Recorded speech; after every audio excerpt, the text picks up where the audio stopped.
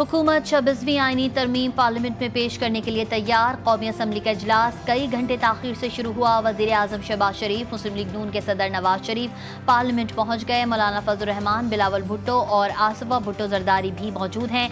हुकूमती और इत्तेहादी अरकान पार्लियामेंट भी पहुँच गए। कौमी असम्बली में 2/3 अक्सरियत के लिए हुकूमत के पास 4 वोट कम। JUI की हिमायत से हुक्मरान इत्तेहाद को 220 वोट हासिल होंगे। कौमी असम्बली में 2/3 अक्सरियत के लिए 224 वोट दरकार। हुकूमत आईनी तरमीम के लिए 2/3 अक्सरियत के लिए पुरुमीद।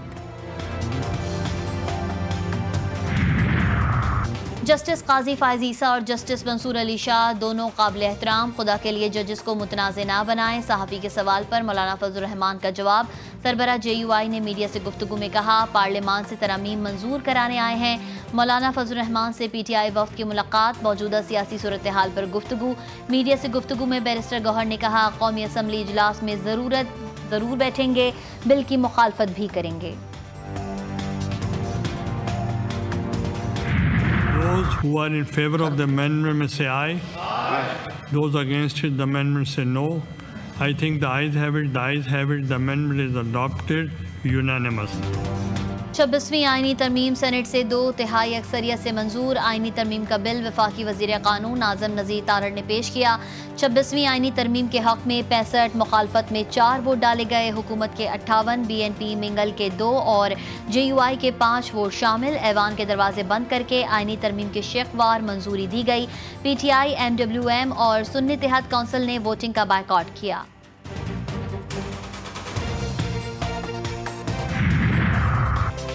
आईनी तरमीम बिल पर तमाम जमातों से मुशावरत की गई। कोशिश की गई आला अदलिया के जजेस की तकर्री शफाफ बनाई जाए। वफाकी वज़ीर कानून आज़म नज़ीर तारड़ का सेनेट में इज़हार ख्याल। कहा, चीफ जस्टिस काजी फायज ईसा ने हमेशा कहा वो किसी तौसी में दिलचस्पी नहीं रखते।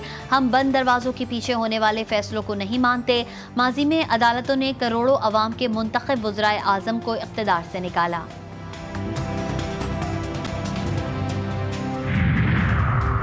जस्टिस मंसूर अली शाह ने खुद कहा कि सीनियरिटी के साथ मेरिट भी ज़रूरी है। अगर वो मेरिट पर पूरे उतरे तो चीफ जस्टिस बन जाएंगे। बिलावल भुट्टो की पार्लियामेंट हाउस में गुफ्तगू।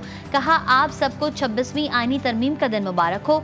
इस तरमीम में कोई मुतनाज़ पॉइंट नहीं बचा है। मौलाना का शुक्रगुजार हूँ कि उन्होंने अपने सेनेटर्स को पहुँचने के लिए हिदायत दी हैं।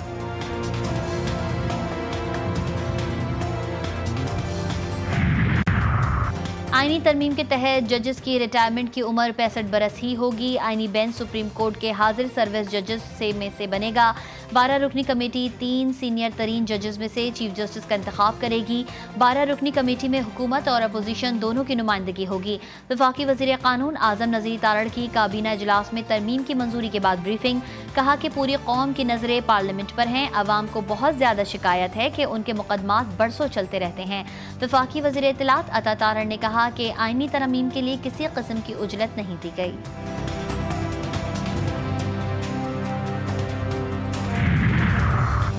आईनी तरमीम के लिए इत्तेफाक राय बहुत ज़रूरी है। जिस तरह से आईनी तरमीम का अमल हो रहा है वो जुर्म और आइन के खिलाफ है। सेनेट में PTI के पार्लिमानी लीडर अली जफर का इजहार ख्याल। कहा, हमारी पार्लिमानी कमेटी में तय हुआ था कि हम किसी तरमीम को सपोर्ट नहीं करेंगे। अगर हमारे किसी रुकन ने वोट किया तो मेहरबानी करके उसका वोट गिनती ना करें। बैरिस्टर जफर का चेयरमैन सेनेट से मुतालबा।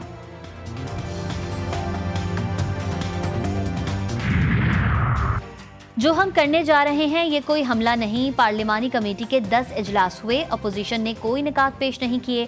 सेनेट में पीपल्स पार्टी की पार्लिमानी लीडर शेरी रहमान का इजहार ख्याल। कहा, बार बार ये बात कही जा रही है कि ये सियासी मकासद के लिए है। बिलावल भुट्टो ने बार बार समझाया कि पार्लिमान अपने हुकूक मांगे, सियासत कोई कचरा नहीं है। हम फ़ख्र से सियासत करते हैं। कहा जाता है अपनी जान बचाने के लिए ये करते हैं। अवामी नेशनल पार्टी के सेनेटर एमल वली खान की तहरीक इंसाफ पर तनकीद। कहा, आगे चलो भाई, कब तक बानी PTI का इंतजार करोगे? बानी PTI का किस्सा खत्म हो चुका है। सेनेट में इजहार ख्याल करते हुए कहा, हमें लाहौरी ग्रुप के जजेस की ज़रूरत नहीं है। उम्मीद है माजी जैसे फैसले और माजी जैसे लोग सामने नहीं आएंगे। MQM के सेनेटर फैसल सब्जवारी ने कहा, अदालतों से जल्द इंसाफ मिलना शुरू हो तो ये अवाम की बेहतरी है। अब सुप्रीम कोर्ट में आम लोगों के केसेस की जल्द समाअत हो सकेगी।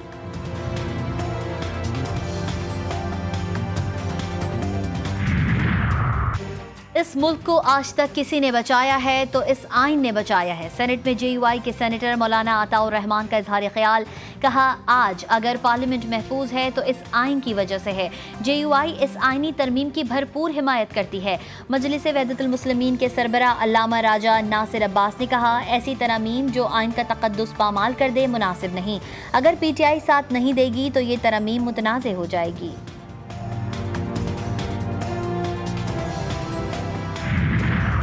गजा में सेहोनी फौज के जुल्म सितम जारी। बैत लहया में बमबारी से 87 फ़लस्तीनी शहीद, कई जख्मी, मुतादिद फ़लस्तीनी मलबे तले दब गए। शहादतों में इजाफे का खदशा। सेहोनी फौज की इंडोनेशियन अस्पताल और करीबी इलाकों पर बमबारी।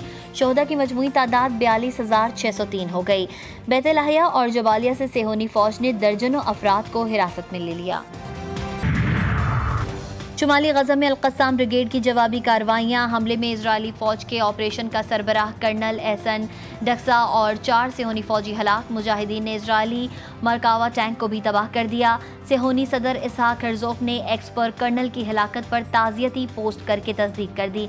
अल-क़स्साम ब्रिगेड की शुमाली गजा में सेहोनी फ़ौज से शदीद झड़पों में मुतादिद सेहोनी फ़ौजी हलाक और ज़ख्मी हो गए। सेहोनी फौज को एक और करारा जवाब। हिजबुल्लाह ने शुमाली इसराइल पर 100 से ज़ायद रॉकेट्स बरसा दिए। 15 से ज़ायद सेहोनी हलाक और मुतादिद ज़ख्मी हो गए। सेहोनी हुकूमत के रेडियो ने अल जलील और खलीज हैफा में भारी जानी और माली नुकसान की तस्दीक कर दी। कहा, कुछ प्रोजेक्टाइल को फ़िज़ाई दिफा ने रोका, दीगर खित्ते में गिरकर तबाह हुए। रॉकेट हमलों में बेशतर मकामात पर आग भड़क उठी। इसराइल का ईरान पर जवाबी हमले का मंसूबा। अमेरिका की इंतहाई हसास दस्तावेज़ात लीक। हसास मालूमात पर मुश्तमिल पेंटागन की दस्तावेज़ात पर 15 अक्टूबर की तारीख का दिन। मंसूबे में इसराइल के हथियारों की नकलो हमल, इसराइली फ़िज़ाइया की मशक़ों और फ़िज़ा से ज़मीन पर मार करने वाले मिज़ाइलों की मुंतकली की तफसीलात शामिल। अमरीकी हुकाम का मालूमात के अफशा होने पर गहरी तशवीश का इजहार। तहकीकात का आगाज़ कर दिया गया। इसराइली वज़ीर आज़म ने रिहाइशगाह पर हमले का जिम्मेदार ईरान को ठहरा दिया। नेतन्याहू ने धमकी दी कि ईरान और उसकी प्रॉक्सीज़ को कहता हूँ, जो भी इसराइल के शहरियों को नुकसान पहुँचाने की कोशिश करेगा उसे भारी कीमत चुकाना पड़ेगी।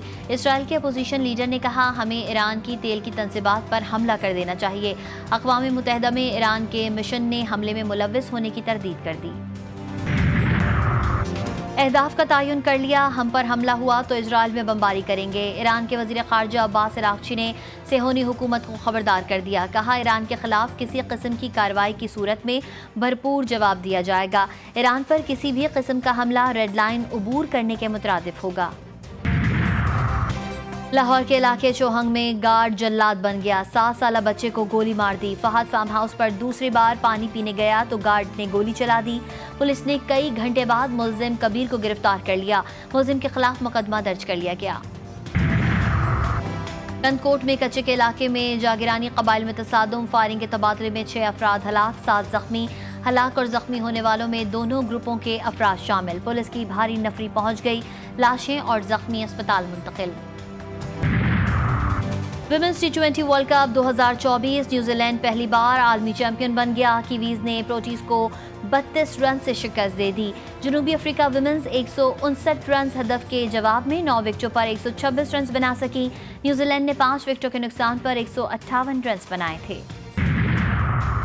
मोहम्मद आमिर भी बाबर आजम के हक में बोल पड़े। एक्स पर पैगाम जारी करते हुए फास्ट बॉलर ने कहा, खिलाड़ियों की परफॉर्मेंस पर बात करें लेकिन जातियात पर ना आए। इस सोच को ख़त्म करो कि बाबर टीम में नहीं था या वो खिलाड़ी नहीं था तो टीम जीत गई।